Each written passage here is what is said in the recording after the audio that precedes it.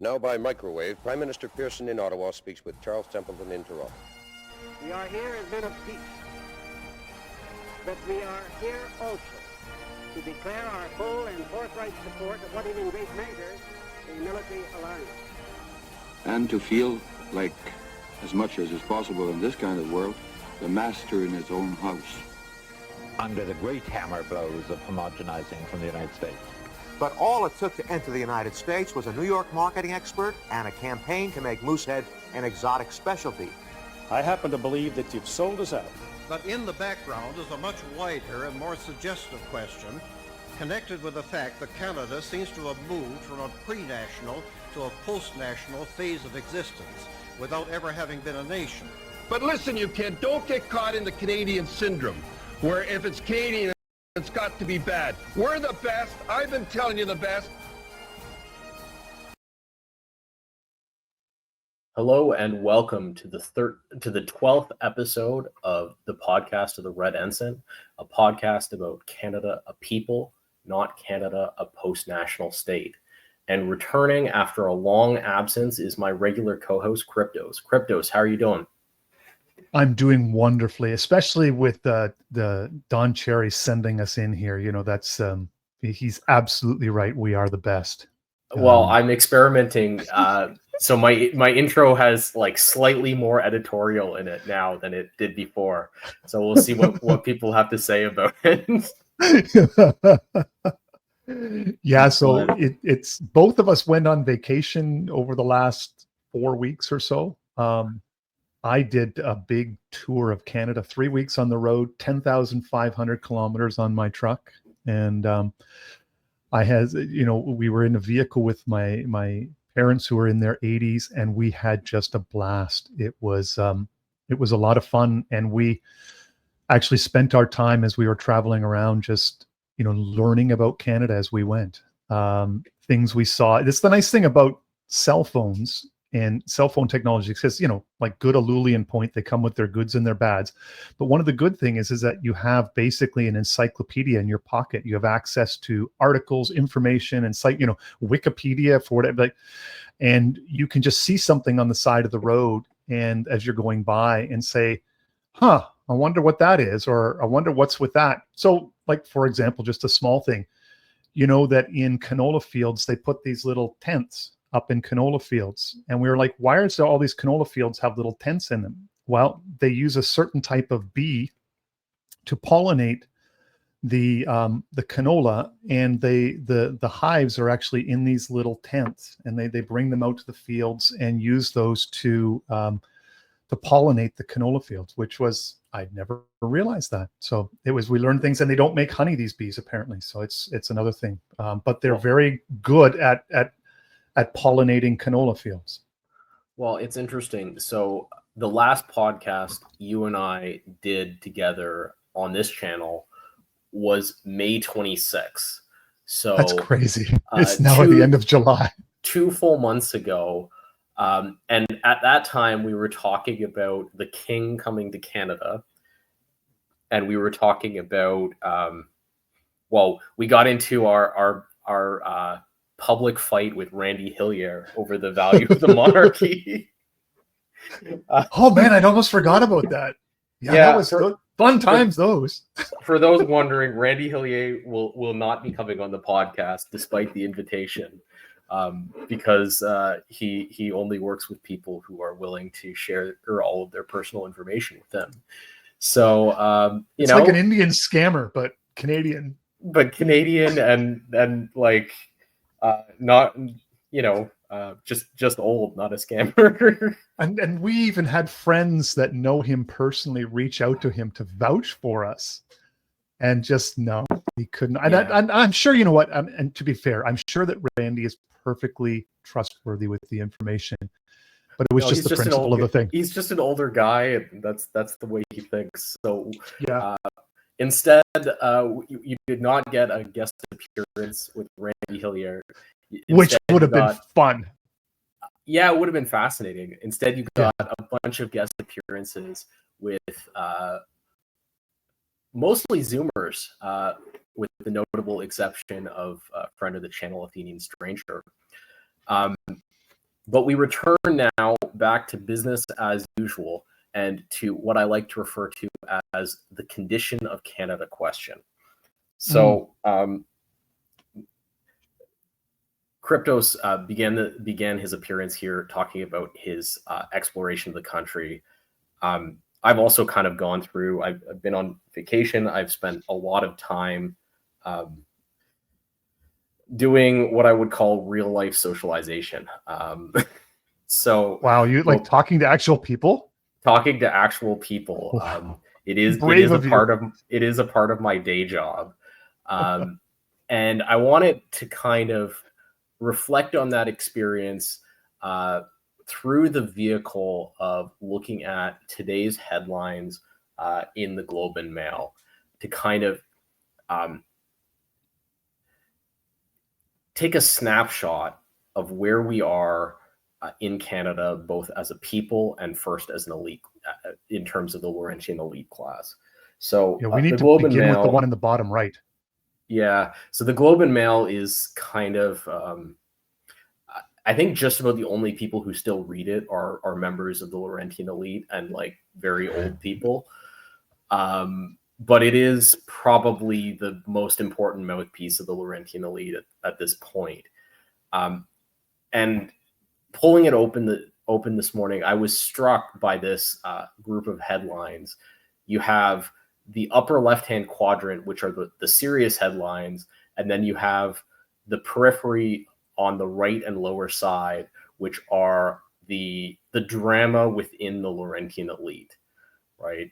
So first and foremost, we have to talk about Justin Trudeau, celebrity of the Laurentian elite, who is apparently now dating Katy Perry. So, you know. Well, yeah, and this passes my wife's test for news that is worth talking about, because the only news worth dealing with is news that becomes Facebook memes. And so if the memes are not funny or good, then the news doesn't matter. So this was news as far as, and then the previous bit of news was the tech executive who got caught at a Coldplay concert having an affair. And that was, so these are the events that dominate Facebook and Facebook moms. And so the world is basically, the question for newsworthiness is it meme worthy? And if it's not meme worthy, it's not worthy of their attention. And I think that, you know, she is not alone in this. Well, I also think if we just examine the content here, we've got Justin Trudeau's dating life. We have the Hockey Canada trial. You could do a whole podcast about this, but fundamentally, there's a group of young men who engaged in at a Hockey Canada tournament, engaged in a group sex activity, and were later accused of assault by some of the women who were there. These men, being Zoomers, knowing that this was coming, took videos of the women in question explicitly offering their consent before and after the activity, which all came out in court, and like enthusiastically describing their consent. And so they ultimately were found innocent after this lengthy court proceeding. And yet, in the Globe and Mail, Hockey Canada sexual assault trial is over, but conversations about the sports culture continue. Dun, dun, because dun. there wasn't enough hand wringing. Well, I mean, this is fascinating because they couldn't get even in a Canadian court, which is which is set up to produce a particular outcome in this kind of case. It turns out you can go far enough to demonstrate affirmative consent so that 6 months later, when the sexual ethics of our broad culture in this country come to their inevitable conclusion, you can still have enough artifacts in terms of audit trail to demonstrate that you've met the legal standards. And yet, the legal standards were never the kind of fundamental issue. The fundamental issue that kind of drives this discourse is that this is a deep contradiction inside feminism, the kind of feminism that dominates the Canadian broad culture. Well, it actually goes, I think, even a step deeper than that, because you sort of juxtapose this to the Epstein files, and yeah. So you have young men, and this is a window into what you would call the periphery of elite culture. So are a lot of success and elite notoriety is built around being able to gather fame at scale. And so hockey players, by virtue of being hockey players, they're quote unquote famous. And some of these guys are going to be making a lot of money. And it's natural then that the thing that comes with money and fame is access to sex. And this is also the same thing that comes with power and money. We see this, all of the rumors that have abounded in the tech industry in Silicon Valley about the sex parties there. And then you get the Epstein files, is he supplying, powerful people with underage girls? And, in some sense, does it matter or not matter? I'm not sure that's even the most important, aspect of the Epstein case, but everybody knows that money, power, and fame brings you sex. And so the idea, and then again, as you say, against the feminist backdrop. Yeah, particularly that the core of our elite are made up of men who are driven to experience this, right? Yeah, and so nobody's shocked by it, and yet at the same time, because of, as you say, feminism, we have to engage in sort of ritual hand-wringing over this, instead of people asking, why is it that our culture is so immoral that the first thing people do when they get money, fame, and power is start having lots of sex with young girls. It's one of these things that just shows the rot that is inherent in our society. And, gathering money, power, and fame at scale, I think unless you have I'm not sure that even a solid Christian moral frame, I think, is not going to be enough to contain it, to be honest with you. And the other issue here is the broad culture that dominates our progressive elites can't kind of square the circle on why this artifact is eternal, right? Because they refuse to confront certain realities about human nature.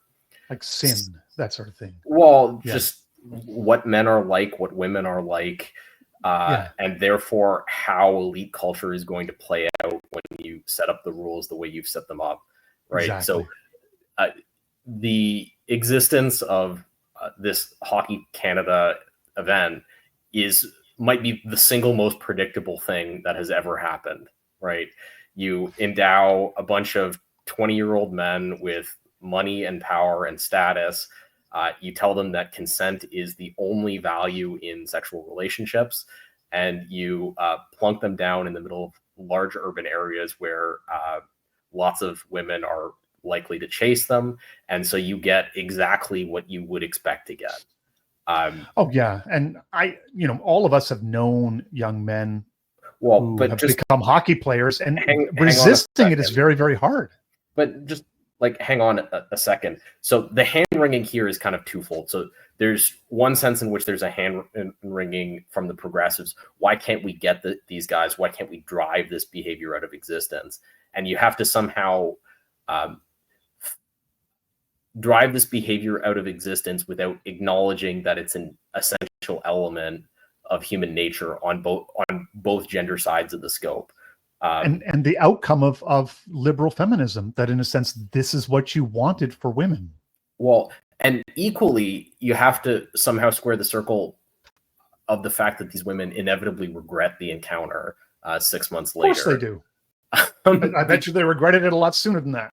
Yes, and so you have this, and of course, if in liberal progressive culture, if a woman regrets a sexual encounter, that must mean that she consent was violated, because why else would she regret it? And because so you can't challenge the choices of women, right? Because all choices that women make are good because women make them. But again, consent is the only value in sexual relationships. So if she consented, she must be happy with it. But yeah, so if she's not happy, she must not have consented. That's right. And so you have this, what I would call like a rabbinical moral case being played out in the media over like, how could we're not going to re-examine our priors. How could this possibly have happened? And so you'll see this article repeating itself hundreds of times across the Canadian media and refusing to engage with any actual issues here.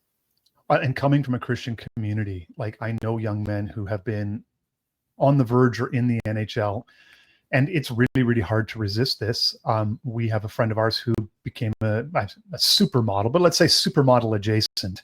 Yeah. And the same thing there, her dad worried about her constantly because of the Weinstein or whatever his name was, Harvey Weinstein. Yeah.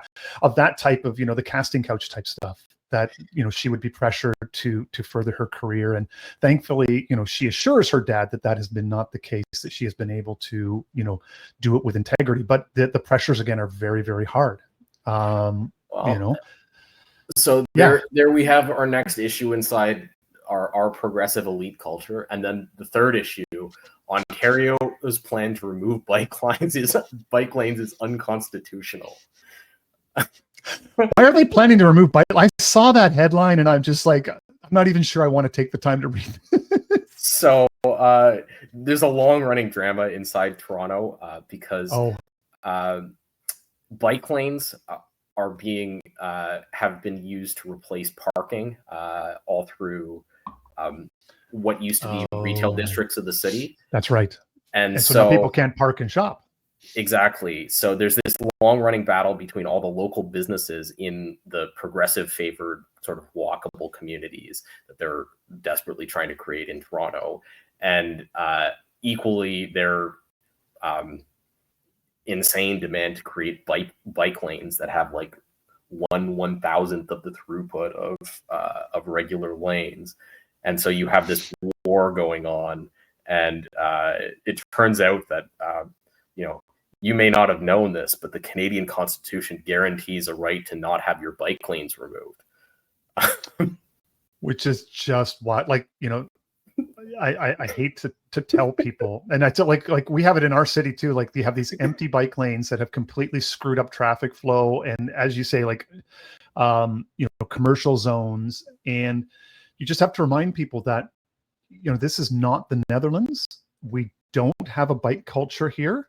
There are places that are walkable, but we also have this reality that is called winter. Yeah, there's 6 months of the year in which these are completely useless. And also makes snow removal, because now they put these little concrete dividers between the lanes, so you can't even use them in winter for parking or anything. And it's like, okay, it gets cold in the Netherlands, but you can still ride your bike in December and January. But it's not like here, and people do ride their bike, and you do have some areas that are walkable communities, but this idea of imposing bike lanes on a society that has enough geographical space that, it just, we don't have a bike culture. I don't think the bike lanes themselves are finally the issue. The assumption of sovereignty by the courts, or this repeated attempt to assume sovereignty, is really the story of sort of post 2005 Canada, where the Canadian judicial system has looked at the American judicial system and said, well, we should be sovereign because the American courts are sovereign. And there's this constant push and pull between the federal and provincial governments, who are actually sovereign, and the courts, who kind of think that they should be sovereign, over how to deal with this crap. And so I'd love to see Rob Ford just start digging them up and just make the courts come out and do something about it. I think Doug Ford is going to use the notwithstanding clause in order to get the bike lanes removed. Oh my word! word! The most amazing thing ever. But Quebec for the rest of Canada. Oh, wouldn't that be just amazing? Do it. it will be my all-time favorite use of the notwithstanding clause. That and I'm a cyclist, and I think this is a great idea. Yeah, originally designed for like extreme cases of national security, ultimately used to eliminate bike lanes in Bloor West Village. So my word. That is what I call the circus of Canadian politics. Inside liberal progressive world, these are the issues that they would like to be talking about. Well, and then we have the top left, which is the issues they would desperately like to just go away because, of course, they're material. Oh, yeah. And so we have Mark Carney's plan to fix the relationship with the United States, the latest iteration of which is he's got it in his head correctly that supporting Israel in its conflict with Palestine or Hamas is a diplomatic concession to the United States. So if he threatens to revoke the diplomatic concession to the United States, that can be a lever in the negotiation over trade, right? That's what's going on under the surface. Sure. And we get, because it's media, instead we have all this bull crap. So we've got the articles. So we have judges in the U.S. questioning the legality of emergency tariffs. We have Canada's plan to recognize Palestinian statehood as if this is like some sophisticated endeavor and one that we're really, deeply thinking about. And, as opposed to a cynical ploy inside this negotiation. But we have it all grouped together with the tariff discourse because, of course, it needs to be, because it all sits inside this desperate attempt to get the relationship with the United States to go back to the way it was before Trump came and mucked up the tidy house of the Laurentian elite. Yeah, and that unfortunately, that's not going to be. They're not putting that one back in the bag again. And maybe the best place to start from this is believe it or not, a politician who himself, has a mediocre record, or not to say a mixed record, Stephen Harper, who, has a PhD in economics, gave a speech in Saskatchewan to, I think, the Prairie Council. So it's 11 states in the U.S. and the Western provinces. Leaders from all of these communities get together in Saskatchewan. And he gave an address there where he said, a year ago, I would not have given this advice, but he says, I sat down with Mark Carney a week ago and offered him my thoughts and said, yes, you need to get a deal done with the U.S., but you have to understand that that's temporary and you need to be moving towards greater Canadian sovereignty and diversifying Canada's economic profile and, trade. So that way we are increasingly less dependent upon America because they're an unreliable partner. Yeah. And I took that as remarkable. That's just amazing. Yeah. Let's contextualize this so people can see how fascinating this is.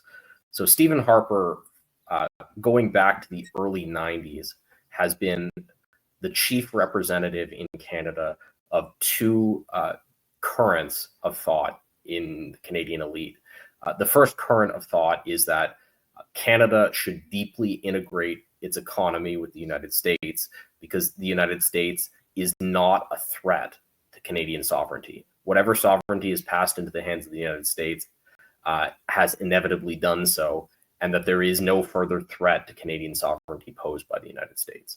Right? This is the Harper position from way before he was in federal politics, all the way through his time as prime minister, all the way up until Justin Trudeau was elected in 2015. This is the official position of the Conservative Party of Canada, and this is Stephen Harper's deeply held belief. Mm-hmm. Or at least it was until a year ago. The second current in Canadian politics that Harper has been the great champion of is moving Canada from a position where its relationship with the United States is deeply attached to Blue America and that set of elites, to a relationship which is diversified, attached to both blue elites and red elites. And Yes. probably the most important way to express this is to look back to the Iraq War debate in Canada. For those who don't remember, Canada was asked to join with the United States in the invasion of Iraq in 2004. At the time, the Prime Minister in Canada was Jean Chrétien.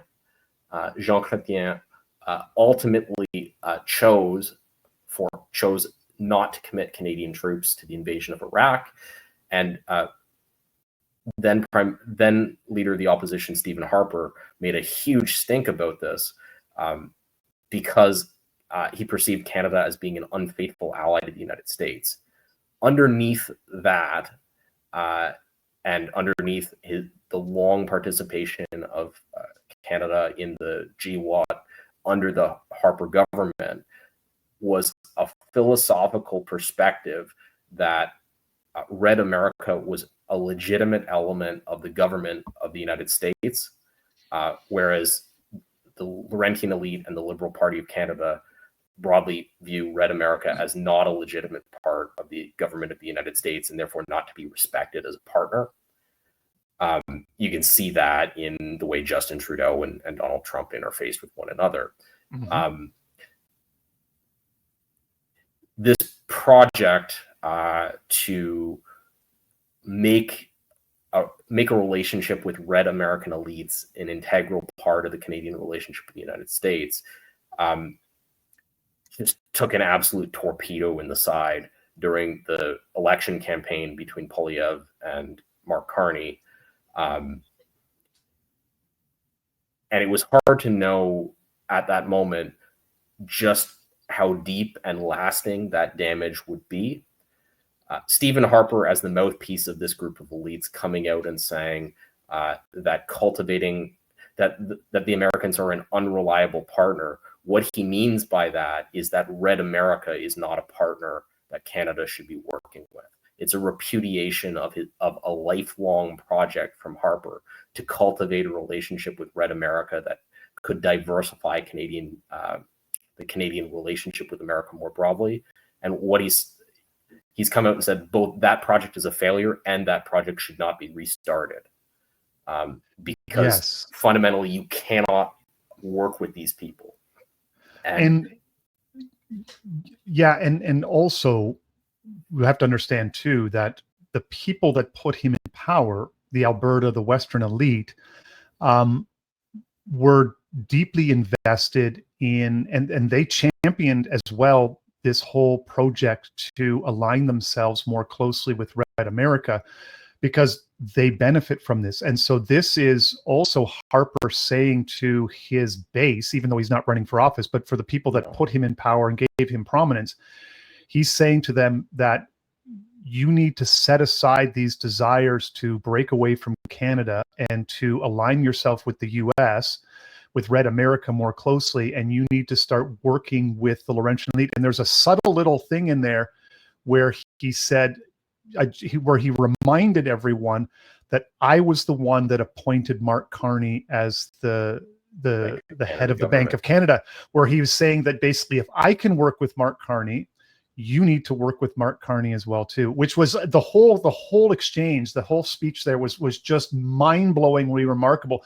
As you say, here's a man who has basically in the last 6 months completely pivoted from everything that he held to be his core philosophical beliefs to something completely different, and to saying Canada now needs to diversify its economic portfolio and untangle itself as much as it can from the US. And in a sense, underneath that is also the unclaimed sovereignty, greater degree of sovereignty for itself, which is just like mind-blowing when I read it. Well, and a man who is deeply attached to a network competing for sovereignty in the country. Right? Yeah. And he threw them under the bus. No, he didn't. I don't think he threw them under the bus at all. If you speak, maybe not. So one of the things that I have done over the last several months is I've spoken with members of a variety of elite classes within Canada. One of the things that I've drawn out of that set of discussions, is that Harper is as much reflecting the change in attitude in Alberta's that makes elite sense. as he is. So Alberta's elite fundamentally view what Trump has done on trade as a stab in the back, right? They were his guys in Canada, and he stabbed them in the back. And their view now is that Red America is a partner not worth fronting. And it's hard to disagree with them given the history. Okay, that makes sense. And so when you see Harper coming out and saying something like that, it's not Harper stabbing his base in the back. It's Harper reflecting the updated views of the elite class which he represents. So let me sort of maybe just frame that for myself. Just correct. So in some sense, because you have the public side of like the whatever they call it, the Canuck Magas or Leaf Man or whatever the name they give for themselves, and Maple MAGA. That's it. The Maple MAGA crowd and then there's a few, like there's that lawyer in Calgary. There's been some very, very vocal people like saber rattling for this. And just like we've talked about with the Laurentian elites and speaking through Carney in terms of what we call the pivot, this then would be a comparable move from Western elites speaking through Harper rather than Polyev, which is interesting, speaking through Harper to say that, no, here's what needs to happen. So that would make a lot of sense then, that they're trying to basically tamp down the whole separation and all of that kind of talk and say, no, listen, we need to work together as with the Laurentians for a more prosperous Canada, so to speak. Well, at a base level, they're saying because we don't have a partner, this doesn't make this. Everything you're saying, everything that Maple MAGA is saying would be fine if we had a partner, but we don't have a partner. Okay, that's good. Yeah, I like that. So that works. It's a fascinating moment in Canadian history. Just one little speech in a hotel room by the right man, and it's interesting because we know a lot of Americans and they do this, the Straussian reading of things, and it was fun to be able to do a Straussian reading of a Canadian politician, because I thought, wow, this is kind of fun. We're having to do Straussian readings of Canadian politics. It's like things are almost interesting again. It's kind of wild. Yeah, it's interesting. So looking at this page, we've been able to kind of give a picture of where the Laurentian elite are. We've been able to kind of pull out some of the currents in Canadian politics. What is notably absent from this picture is any reference to the condition of what I would call actual Canada outside the circle of the Laurentian elite. And one of the things, one of the values of taking some time off and going and spending some time, out in this country and away from the news, is you get an opportunity to level set again on the condition of the country.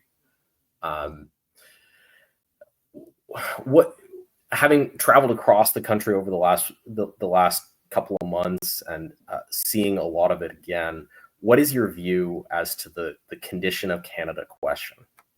Well, okay, so there's a number of things. One is I was reminded again that the North Shore of Lake Superior, that highway running between Sault Ste. Marie and Thunder Bay, is one of the most beautiful places in the world. It's just, even though you're driving on a highway, it's breathtaking. It's quintessential, in my sense, for me, Canada.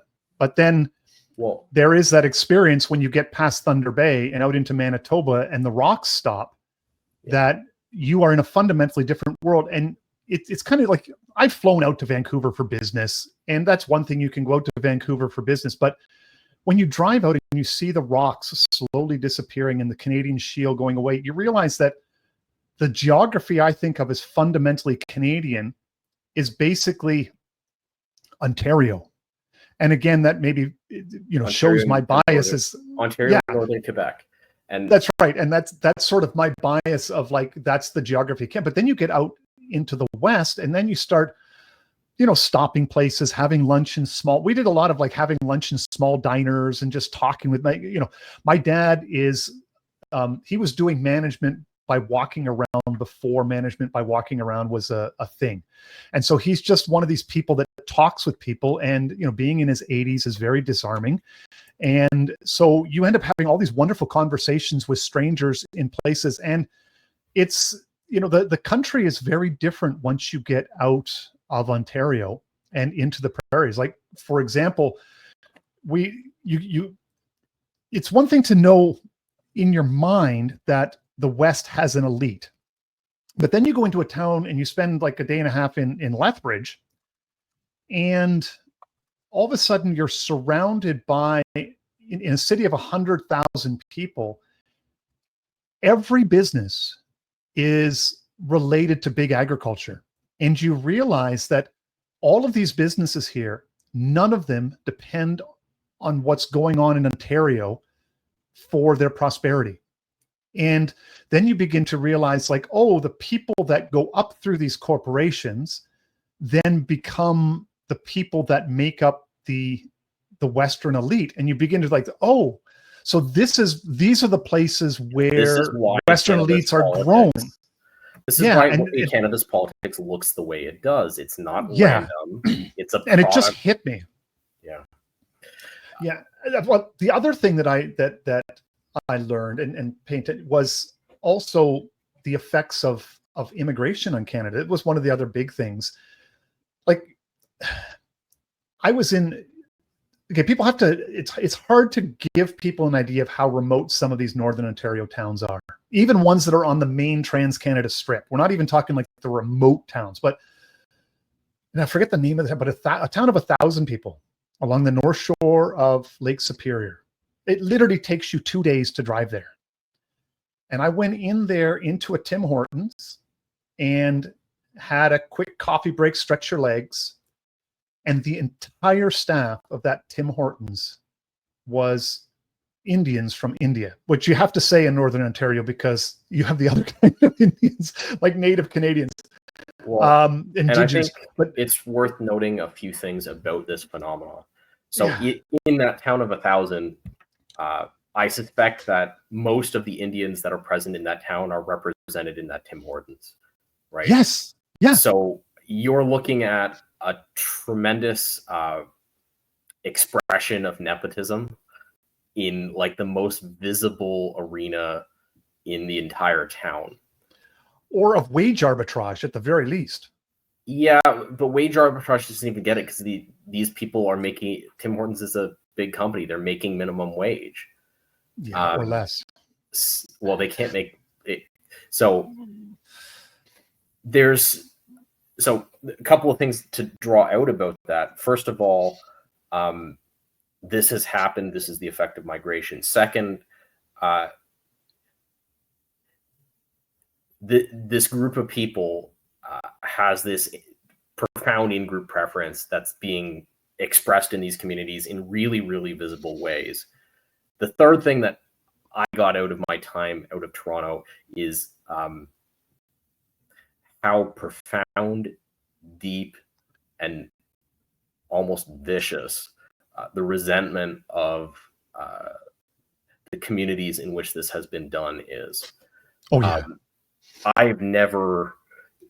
If you go into Northern Ontario, if you go into Northern Quebec, even Northern Manitoba, there's always been this thing between Native Canadians and Canadian whites.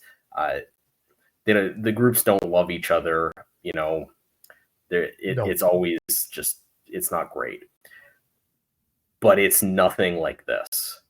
No, I know. It's nothing like this. I've never experienced... In North America, I've never experienced this level of just hostility. The you're not welcome on my property kind of hostility. I count my first real encounter with it was when I went to study in the States and went to a grocery store in a black neighborhood by accident because I didn't realize there were two Myers on the same street, and one to the left and one to the right, and the one to the one way is the white Myers in the suburbs, and the other was the black Meyer in the inner city. And I remember it's like, oh, I had never experienced that kind of look from people of, you know, you don't belong here, and I just intrinsically hate you, and whatever you're doing here, you need to be gone. Yeah, and I was just like, yeah. Look, but I went to public school in Toronto. I got my ass beat for being on the wrong part of the playground, right? So I know a little bit about that, but those feelings are, they're different in quality. You know, those people are welcome to work at your stores. Like, there's a level at which those two groups will interact willingly. This has the potential to get very, very ugly in the country, especially as things are getting harder and as both groups kind of feel their livelihoods slipping away from them in this country. It's one of these things where, like, as you say, the kind of visceral hatred, not hatred, but just suspicion, mistrust, dislike, it is getting palpable among people that you would otherwise not would think that wouldn't, like, you know, like my parents are the kindest, gentlest, you know, most wonderful, saintly Christian people that you can think. But I can tell, like, my mom is maybe even more vocal than my dad even, but it's not what people say. It's you can watch their mannerisms around it, that they have come to viscerally dislike being serviced all the time in everywhere they go by, you know, Indians. And you could tell just sort of the interactions, you know, when you're in a place where, as you ask for them to repeat themselves, and because they can't, because the accent is incomprehensible and all these things. And it's just, and I'm getting the sense when you go places that Indians now are beginning to understand that, as even when we're gracious about it, that I think they begin to know now that people don't want them here. And you can see it in the way that they interact with you, that they kind of recognize, I know you guys don't want me here, but I have to be your server at this restaurant. And, you know, so everybody tries to get along and everybody tries to make it work, but everybody is also recognizing that there's an underlying tension there that just seems isn't resolvable. Well, and as Canada gets poorer, everybody's getting angrier and angrier about it. And there's a scapegoat. On both sides, like and I don't know what will come of this, but I've never seen anything like this in Canada in my lifetime, and we're going to see where it ends up, which leads us kind of elegantly into our event this week in the Pivot. Our good mutual friend Doug Ford, one of my favorite politicians of all time. I will never forget him crying on camera when he walked back martial law during COVID. Even just like declaring martial law, having the police tell you no, and then like going on camera and crying like you're the victim. It's just, it's beautiful. It's beautiful. He is not his brother, unfortunately, but yeah, no. Yeah, I mean, he's a fascinating man. I've met him personally a couple of times. And his grip on power in Ontario is almost absolute. It's crazy. Yes, he is the king of Ontario, and there's no escaping it. And he'd like to be Prime Minister of Canada. That's not very much so, and it's not going to happen. Not unless he can figure out how to get the Liberal Party to nominate him. Oh my word! Crazier things have happened. They put Mark Carney in place. Yeah, and so Doug Ford did a very silly thing this month, and he came out after Mark Carney expired the visas of a huge number of asylum seekers in Ontario, and said, "This is silly. If they're here, they need to be working. So we're going to go around the federal government. I'm going to use my powers as premier and give them work permits." And he then discovered that the work permits of these asylum seekers weren't revoked by some kind of bureaucratic mistake. They were revoked on purpose so that these people would leave. Yeah. And he discovered this from all levels of government, from all levels of media, from public reaction, and very likely some private phone calls. Somebody pulled him aside and told him where things are at right now. Probably yes. Somebody fairly powerful. One would assume, because given that Doug Ford is king of Ontario. that last line there on the image, people really, really need to sort of grasp that. He did not explain why he changed his mind. And it's just like, wow. And it's just, yeah, that's it. He did not explain why he changed his mind. Yeah, I know. We all understand. Somebody got to him and got his head right on this issue. Explain to him that no, it is not an accident that the Mark Carney government is expiring out the work permits of like 3 million people, and they're supposed to not stay. Well, yeah, and even though the pivot, because again, Mark Carney's position is not as strong as he thought it might be, or that the Laurentians thought it might be, the pivot has been bumpy and not smooth and inconsistent. But if you read breadcrumbs scattered throughout the Canadian press and even globally, that the pivot is still very much on, and elites understand that the area of mass immigration is over and needs to be resolved and quote unquote fixed very soon, because not only does it threaten their sovereignty and their position of power, but it also threatens them economically. When they thought, 20 years ago, they thought this was all going to save them economically. Yeah, and exactly. the results are in that, no, it's actually exacerbating the problem. And if anything gets to elites, it's when you begin to hit them on the bottom line. And so they've come to understand that mass immigration is actually degrading the economy, not enhancing it.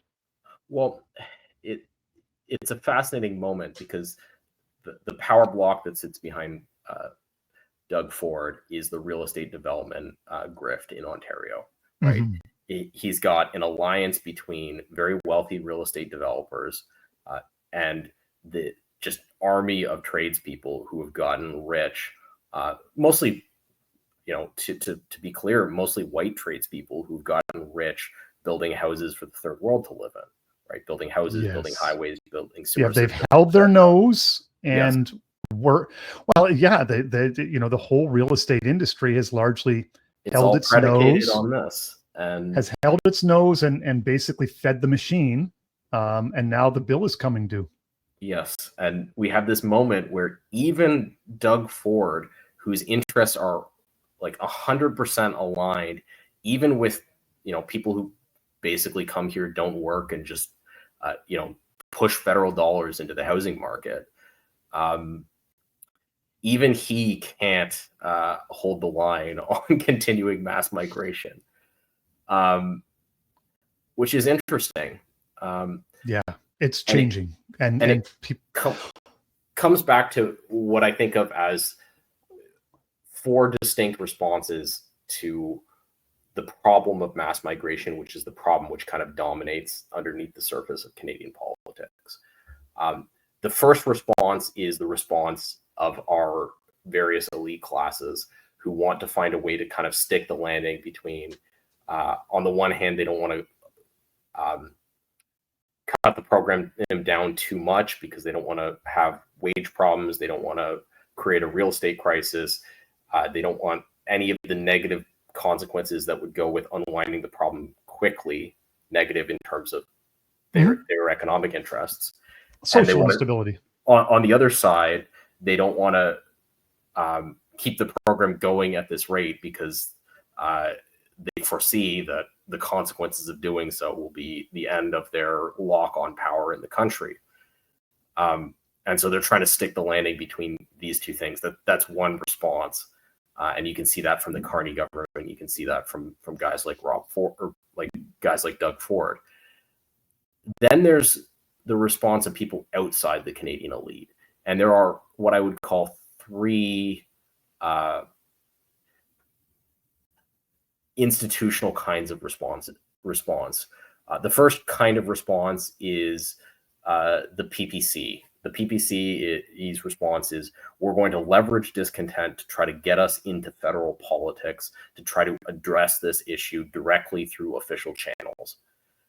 And that response has been largely a disaster. The PPC has failed to win a seat. The PPC is in a state of disorganization, and the PPC is gradually becoming incoherent as a political vehicle because it's trying to onboard more and more grievances in order to broaden its appeal. We have the response of an organization like the Dominion Society. For those who are interested, I did an interview with the founder of the Dominion Society last week. This is a very kind of new thing, and it represents a kind of response that there's definitely a market for. So whatever my other thoughts about the Dominion Society are, there's definitely a popular market for trying to get wide popular support focused on mass migration in order to apply pressure to end the program. And in the case of the Dominion Society, they want to go as far as remigrating large fractions of these people. So that's a response. And then the third response is retreat and localism. So you'll see this this has been going on for a long time, but if you go into Ontario outside Toronto, you'll discover that everybody in Ontario outside Toronto thinks Toronto is like the center of devil worship or something. And what they're saying without saying it is that Toronto is the nexus of mass migration, and I don't want to be with those people. There's the liberal elite and their clients, and I want to be as far away from them as possible, build a wall around it, sell it to the United States, whatever you have to do, get rid of it. All three of these responses are going on. You have people trying to build their local castles. You have people trying to, the Dominion Society is probably best described as trying to translate populist energy into maybe some elite formation, though I think it's an early exercise in that. I don't think it's well. Go and listen to the interview I did. You'll get my thoughts on it. And you have the PPC, which is like fairy tale. This is how politics works in my civics textbook kind of response. What do we think about these responses? What does the future hold in this area?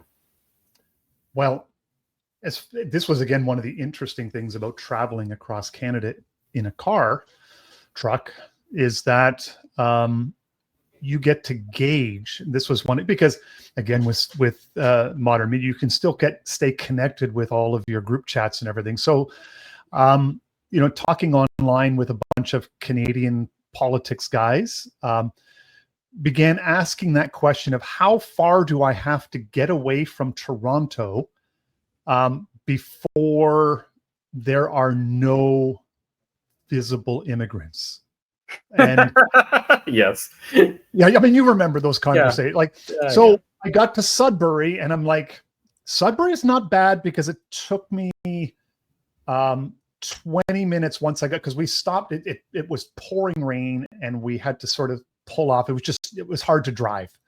Yeah. And so we pulled off and thought, let's just grab lunch in the mall in Sudbury and do some shopping, whatever. We're not in a hurry.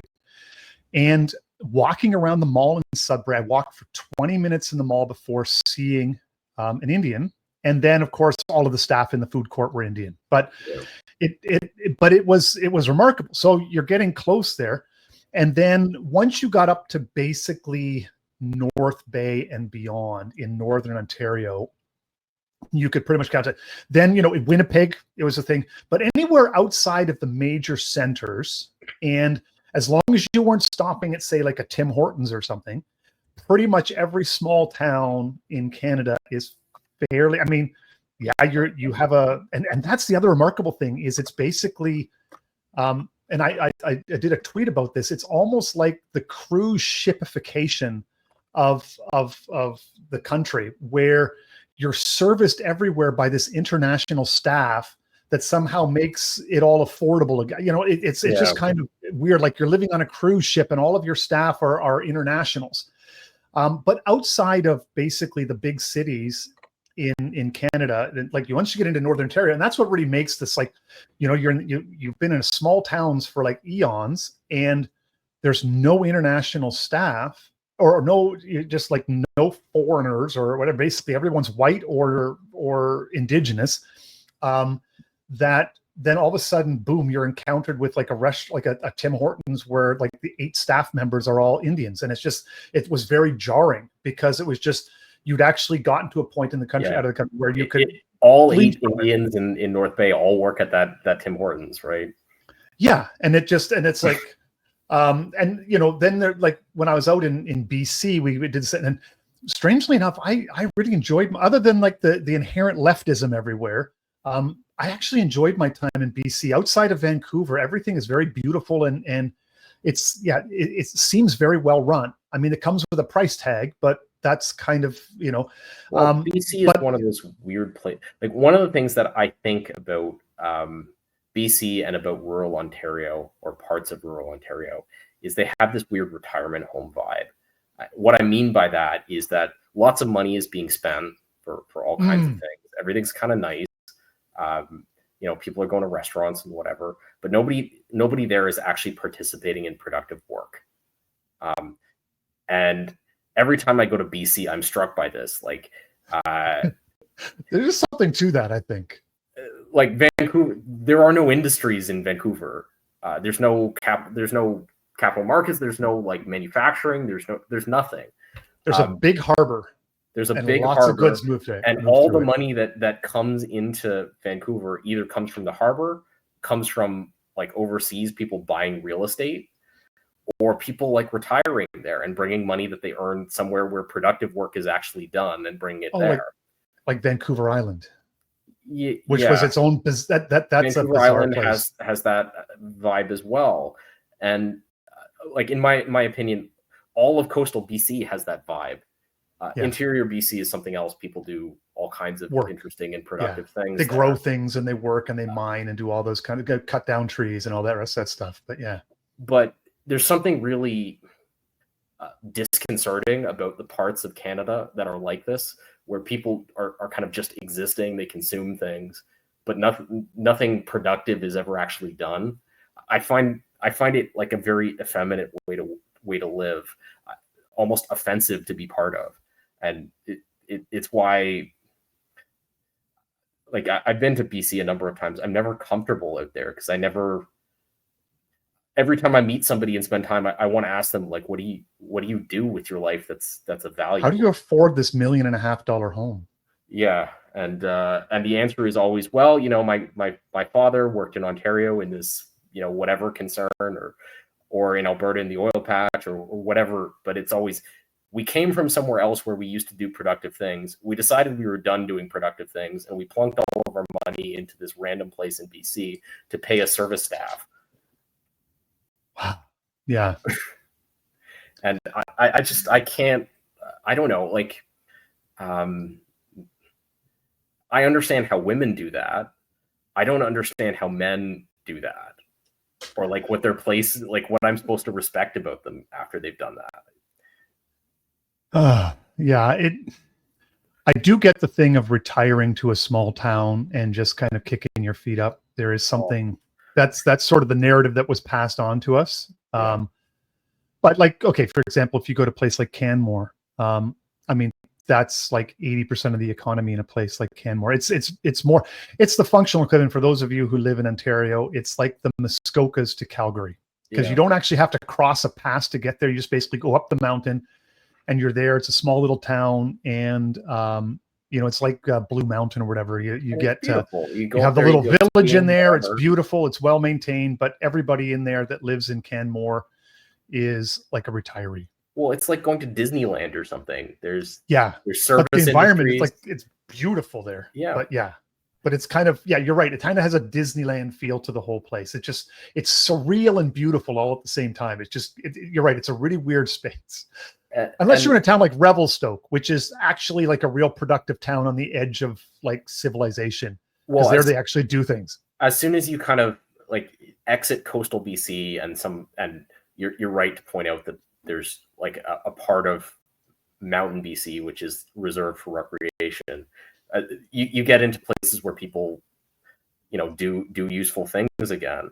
But like, from my view, the defining element of a society is the productive work that are done by the men of the community, the men between 20 and maybe 75, who are actively doing productive work. And if you remove that part of society and just leave all the other parts of society, you end up with this really, it's just got this really strange feel to it. I've always felt very uncomfortable with it.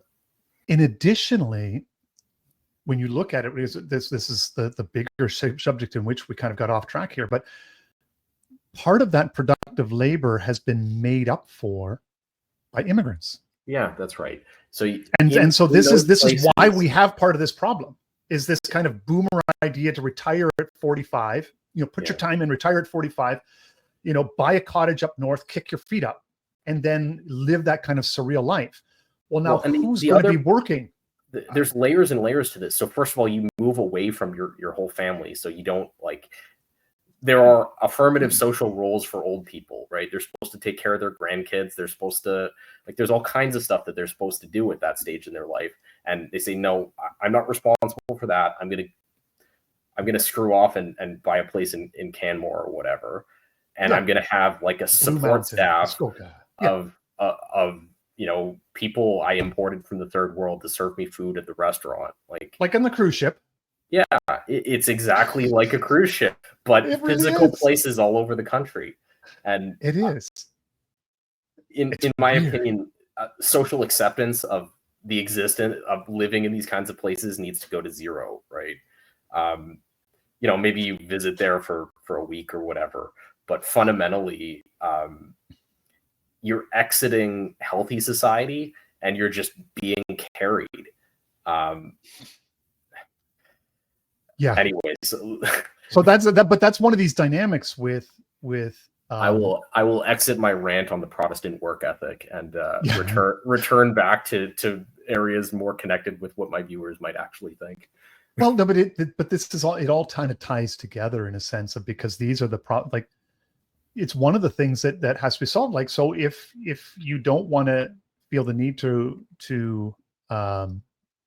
bring in immigrants, I think you need to have the types of work that engage people up till they're retired, till a healthy retirement age, and that then keep them locked into community. There's a whole culture range that has to all shift if you're actually going to address the problems of mass immigration long term, because we've built a whole series of social assumptions around, I don't have to work, but I can bring in an immigrant at 2/3 the cost that I was. And so we can now, milk society off that, and he can pay for my retirement. And it's just like the mentality behind that is just it's mind blowing.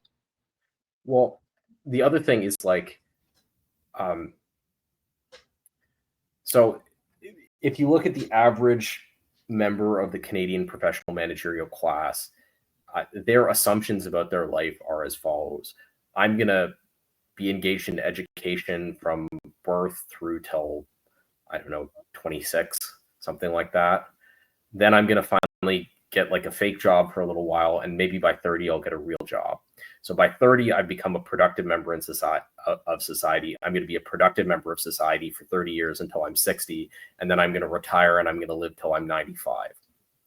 So there's 35 years at the back end of that life, and 27 years at the front of that, and maybe 30 years at the front end of that life. So 65 years of existence supported by the excess from 30 years of productive work. I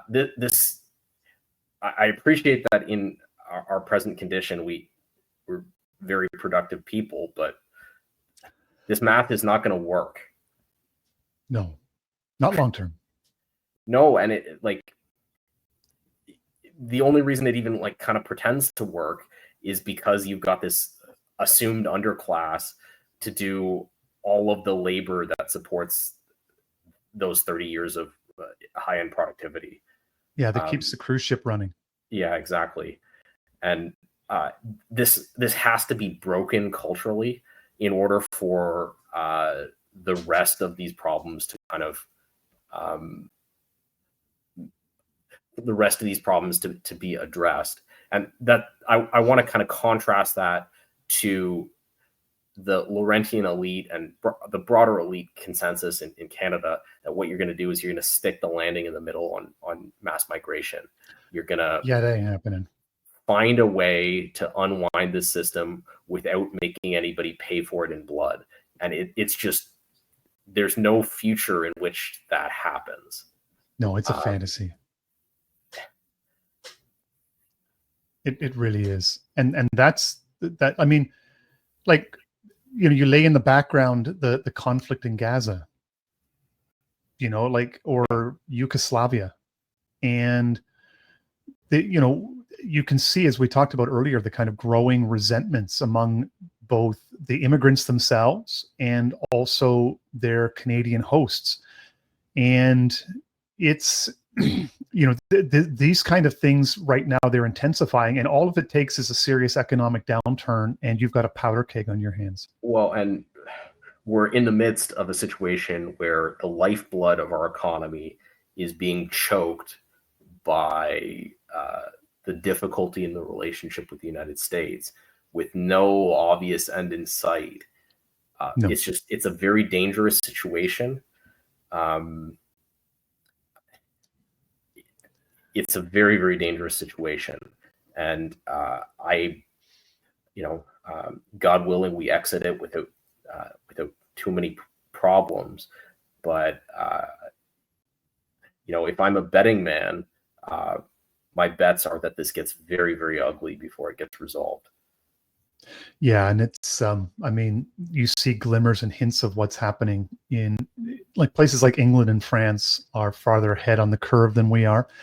A different immigrant makeup, but many of the same problems in terms of productivity and contributions to the economic whole. And so, I think, we're blessed in a sense that we have more geographical space to spread people around. So we thankfully haven't had some of the grooming gang problems and things like that. Yeah. But that does not mean that, look at the faces of Canada's or Toronto's top 10 most wanted list. Yeah. Or most any Canadian major city. And that will tell you a lot of what you need to know about, what is happening in our country right now. And it's, I think they just believed that it was kind of, that Canada would just, giving them opportunity would radically transform them. Well, and it doesn't. Yeah, they had a set of completely delusional assumptions about reality. No different than they had a set of assumptions about what would happen. I mean, we began this with our story about our hockey player sex party, right? In some ways, mass migration is exactly the same thing. It's the hockey player sex party of the economy, where there's a set of assumptions that tell you what if you're a progressive elite, what should happen, and those set of assumptions are all completely wrong. And so you get a result that anybody with a connection to reality could have predicted. And they can't square the circle anymore. And the implications are beginning to catch up with them. And the hockey player sex party results in a bunch of hand-wringing articles in the Globe and Mail. Mass migration is a little... Yeah, that's not going to resolve itself with just a bunch of They're going to try the hand-wringing articles in the newspaper. Yes. But the thing is, though, too, is that the same thing with the other thing. The hand-wringing articles in the newspaper are not going to stop the problems inherent in feminism either. And that's those problems are also blowing up on us as well. Because the hand-wringing articles are going to, like, what you're going to see is the slow extinction of that elite class, right? So they're not going to abandon feminism. They're just not going to have any children until they're replaced. That's the future of the Laurentian elite. Yeah, it's like South Korea, basically. Yeah. Whereas mass migration is a little different because there are one of the other things you discover quickly when you go around Canada is that the 20 million or so Canadians that have been here for a long time are all still here. They're still vibrant. They're still very strong. They're fragmented and leaderless, but we're all still here. Exactly. So people make a mistake when they say when they frame it as the Great Replacement. It's not at least in Canada, it's not a replacement. It's an addition. I don't think it is anywhere else either. That's like, replacement is a weird kind of. They may want to replace you in the workforce, but they can't replace you in terms of the society. Well, in Europe, it's different because the birth rate of the native population is very, very low, right? So you could imagine a future where the native population basically just dies out and stops existing, and that's what that framing is all about. But in Canada, the birth rate of the native population is like way higher than the birth rate of the migrant population. It is, which is really kind of interesting, like from a statistical point of view, and not just from a stats point of view. It means that the migrant population tends to be older. The migrant population tends to be less vital, and there's just like if you go and visit that Tim Hortons, it's like 50-year-old Indian guys who are in there servicing you. It's not a bunch of angry 20-year-old Indian men. And it also but it also comes back to the argument that you've made in terms of total fertility rate, that it's not primarily urbanization, it's not primarily birth control, it's not primarily industrialization. All of these things contribute.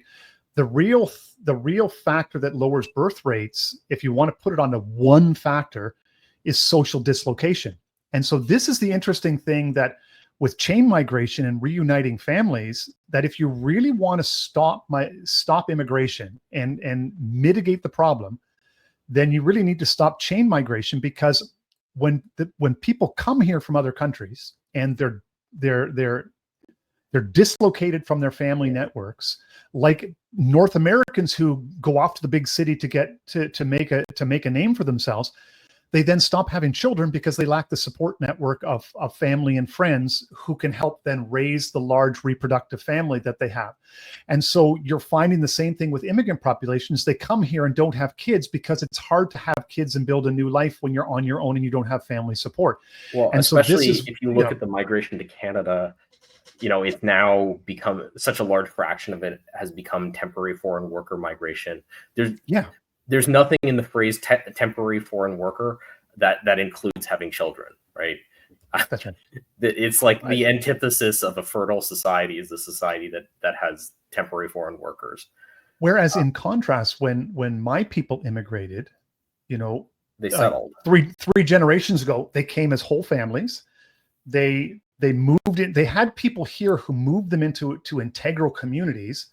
And by being and maintaining integral communities, they then reproduced, but then they also made a real effort to integrate themselves into the broader Canadian culture while still at the same time maintaining a degree of separate identity. And so now you have these integral communities that still reproduce at a surprisingly high rate. And so it's a really fascinating contrast between the immigration, the ethnic immigration that happened after World War II, and the immigration that's happening today. Yeah, I mean, it's a very interesting and difficult moment in Canadian history. And one of the things that I find especially frustrating with it, I was going through and updating some intros and stuff in advance of this show, which means I went through a whole pile of CBC archival material.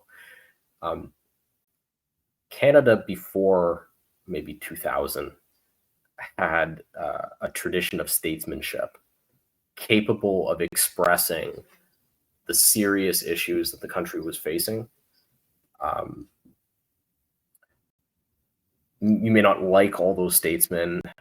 They may have represented views that were self-destructive, but they were real political actors. From the collapse of the Liberal Party in ad scam and the bankruptcy of Canada in the mid-90s onward,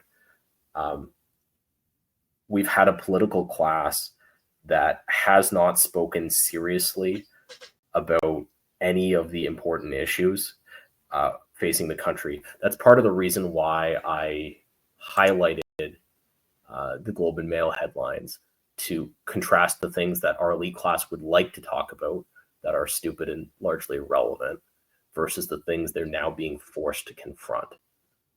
But then also that makes the Harper speech remarkable in a sense that this was an effort at actual statesmanship. Yeah, and Harper, to his credit, has tried from time to time, but if you look at Harper as the most important statesman of the rising Western elite, contrasted to René Lévesque, the most important statement to the then rising Quebecois elite, these people are not in the same universe in terms of quality of statesmanship. I mean, I'm a fan of Harper for a variety of reasons, but there's just, you listen to René Lévesque speak for an hour and you listen to Stephen Harper speak for an hour, and one is a serious person confronting serious historical forces, and Stephen Harper is an economist, and a shill for other people's ideas. Unfortunately, although he does, that might be a little overstating it, unfair, but yeah, I don't want to. He is not the man. You're right. He's not the man that René Lévesque was, and maybe he's the best we've got at this point. You know, René Lévesque wanted to take ownership of the real consequences of making hard decisions on behalf of a people. Right. He wanted to be the father of the French Canadian nation. Yeah, and he wanted to give voice to French nationalism within Canada, and that he did very successfully. And Stephen Harper,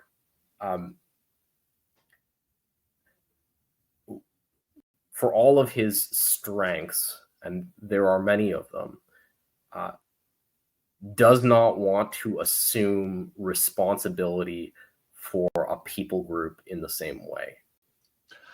He doesn't want to represent a people group particularly. He wants to manage Canada better. And this is really, this speaks to the unspoken bargain that Anglo-Canada thought it needed to make in order to keep the country together, is that the French were allowed to have strong, national interest, ethnic interest, but that strong interest would be subsumed under the Greater Canada, and the Anglo people would de-emphasize their ethnic heritage to think of themselves primarily as Canadians first, and so they would be the bigger people. So we would be, French ethno-nationalism was in a sense kind of a parochial and small-minded, whereas we Anglos will set aside our parochial Englishness for the good of the Greater Canada, and they've never been able to reclaim that that sense of a strong ethnic and people identity that way. That in a sense, that the Anglo-European. Well, Harper's fundamentally afraid of it, right? Because if you think about what it would mean to stand up as the leader of Anglo-Canada, or even the leader of historic Alberta, if you think about what that would mean for him personally, it would mean that he was not also the leader of a participant in the G7, right? Yeah, you're a parochial leader and not a national leader.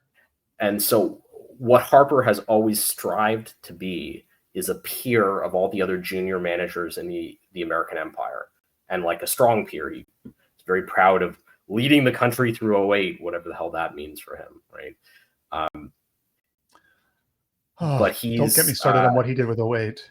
Well, but he wants to be seen as a peer to the other managers of the non-sovereign states in the American Empire, rather than as a parochial leader of a people in Canada. And that's fundamentally that contrast is, this podcast takes the other side of that well, and it identifies him first and foremost then as, when push comes to shove, he's a manager and not a leader. Well, and that's exactly right. The whole predicate of this podcast is to begin to build leaders of Anglo-Canada who want to be leaders of Anglo-Canada.